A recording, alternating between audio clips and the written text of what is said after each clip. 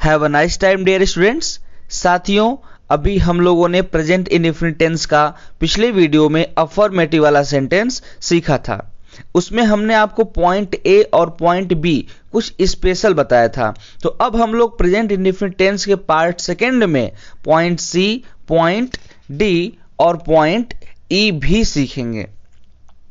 तो साथियों, यहां पर पॉइंट सी जो है वो है डू का प्रयोग, जिसका प्रयोग हम ऑर्डर या रिक्वेस्ट के लिए करते हैं और ये सेंटेंस इंपेरेटिव सेंटेंस में बनता है। क्योंकि आप सभी जानते हैं कि जो डू है वो हेल्पिंग वर्ब है प्रेजेंट इंडेफिनिट टेंस का, और इसलिए हम इस डू का प्रयोग प्रेजेंट इंडेफिनिट टेंस के अंतर्गत ही पढ़ा रहे हैं।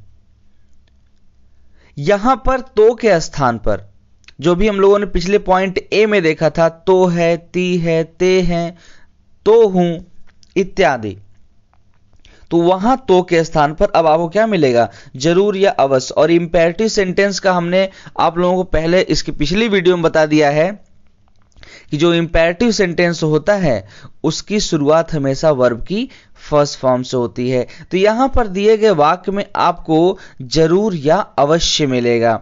तो जैसे इसे दोबारा जरूर गाना, डू सिंग इट अगेन, उसकी मदद जरूर करना, डू हेल्प हिम। यानी ऐसे सेंटेंसेस का स्ट्रक्चर क्या हो जाएगा? डू प्लस वर्ब की first form plus subject plus other word.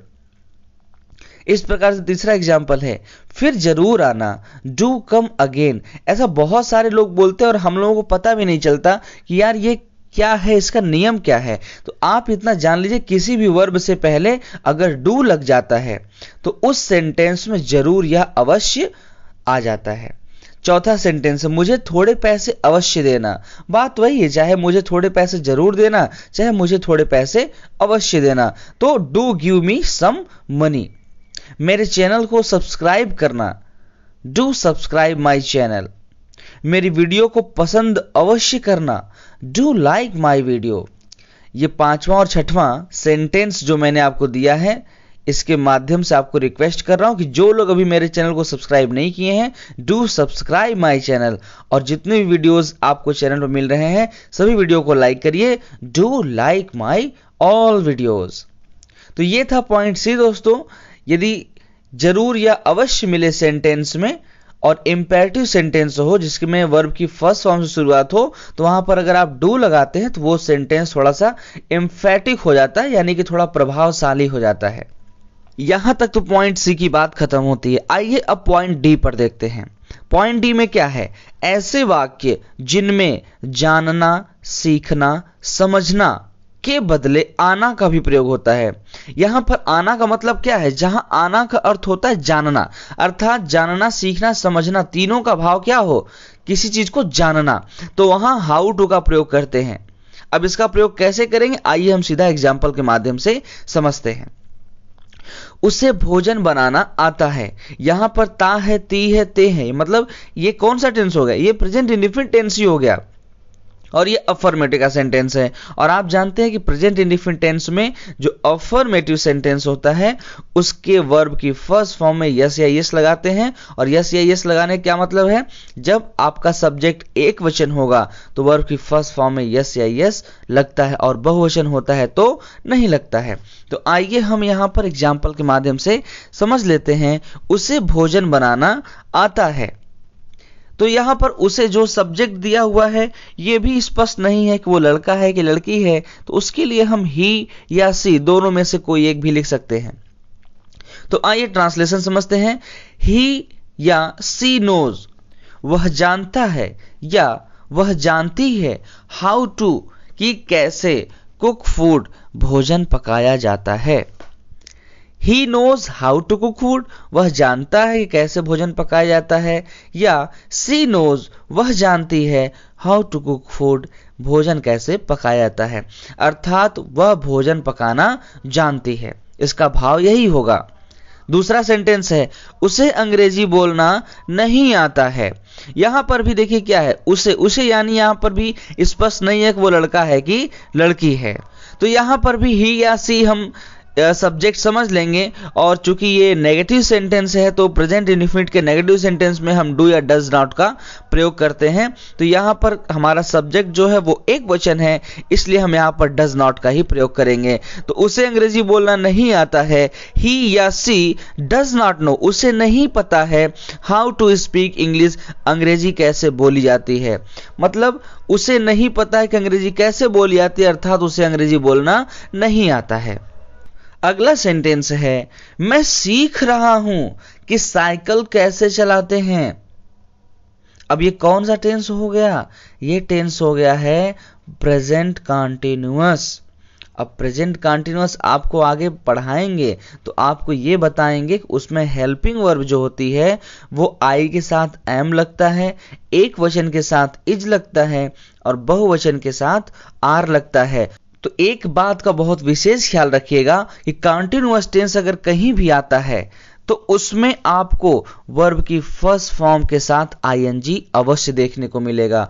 और अगर किसी भी सेंटेंस में अगर वर्ब की फर्स्ट फॉर्म के साथ आईएनजी लगा हुआ है तो वह निश्चित रूप से क्या होगा? वह निश्चित रूप से कंटीन्यूअस का सेंटेंस होगा, चाहे वो प्रेजेंट का हो, चाहे पास्ट का हो, चाहे फ्यूचर का हो, या यहां तक कि पैसिव वॉइस भी हो। कोई भी सेंटेंस में अगर वर्ब की फर्स्ट फॉर्म में आईएनजी लगा हुआ है तो वो कौन सा सेंटेंस हो जाएगा? वो कंटीन्यूअस का सेंटेंस हो जाएगा। तो यहां पर है मैं सीख रहा हूं, आई एम लर्निंग कि कैसे, हाउ टू साइकिल चलाते हैं, राइड बाइसिकल। तो साइकिल चलाने के लिए जो वर्ब का हम प्रयोग करते हैं वो होता है हमारा राइड। तो मैं साइकिल चलाना सीख रहा हूं, I am learning how to ride a bicycle, यानी मैं सीख रहा हूं कि साइकिल कैसे चलाते हैं, अर्थात मैं साइकिल चलाना सीख रहा हूं।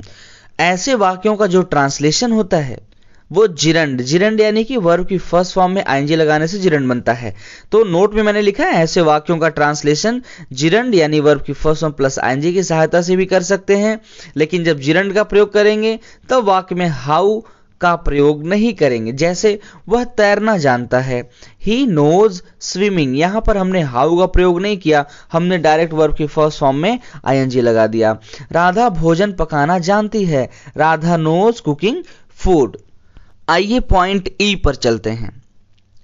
कार्य करना, ये तो आप सीख लिए कि मैं खा रहा हूं, मैं पढ़ रहा हूं, मैं लिख रहा हूं, ये सारी चीज तो आप सीख लिए, लेकिन कार्य करवाना, इसका नियम क्या होता है, इसको कैसे हम ट्रांसलेट करेंगे?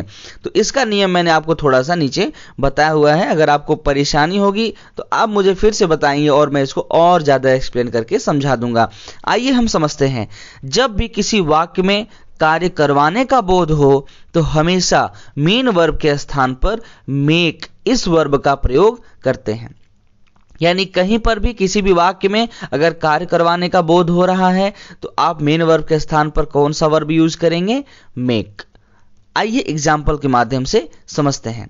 मैं उन लोगों को हंसाता हूं तो आई मेक देम लाफ, यहां पर कार्य करवाया जा रहा है।